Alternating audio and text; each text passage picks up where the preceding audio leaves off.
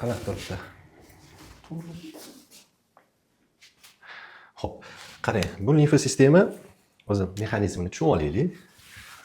Mana bu qon tomir. To'g'rimi? Buning ichidan qon oqadi. Qon oqishi uchun bizda yurak bor. Yurak harakatini nima qiladi? Harakatga keltirib beradi qonni. Xo'p, biz to'qimalardan tashkil topganmiz, hujayralardan. To'g'rimi?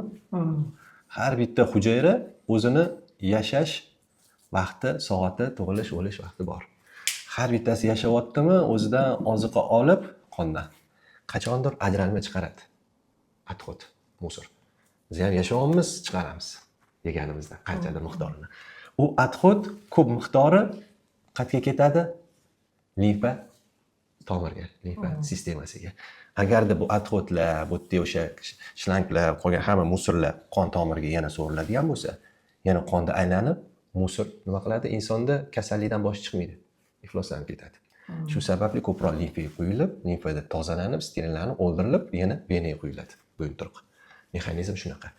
Agarda bizda limfa sistemasiga quyilgandan keyin bu yoqda qanaqadir muammo bo'lsa, bu shishni boshlaydi. Bezlar shishni boshlaydi, nagruzkada ishlashni boshlaydi. Doimiy bezda nagruzka bo'lishi yomon kasalliklarga olib keladi. Eshitganmisiz aqldan ozganlarni? Aqldan ozib qolish bu jinnilik.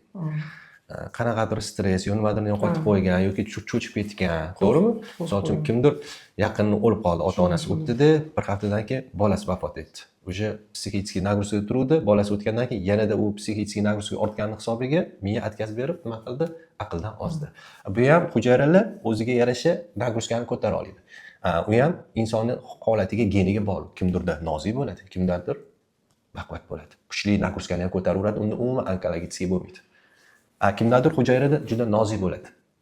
Qanaqadir yetishmovchi irsiy, yo vitamin yoki oziqa yetishmasligi hisobiga bu nozik bo'ladi. Oddiy yengil nagruzkani ham onkologiyasiga o'tib ketishi mumkin. Tushuntira oldimmi? Shu sababli hech kim bilmaydi. Buni onkologiyasiga o'tdi, o'tmadi. Qachon bilamiz? To'liq diagnoz limfadan biopsiya olinganda. Topshirishingiz mumkin, gormonal yoki boshqa yoki PET deydi. Ularda ham 100% emas, nechidir 90 yoki 80% ehtimoli bor bilib berish. 100% faqat biopsiya olinganda bilib beradi.